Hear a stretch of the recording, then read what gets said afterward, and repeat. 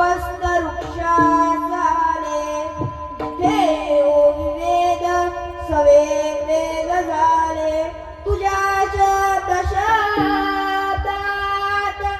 सायोजनाथा तुझ्या पायरीसी सदा नम्र माथा तुझ्या मंदिरी आर्त जीवास तुटे तुझ्या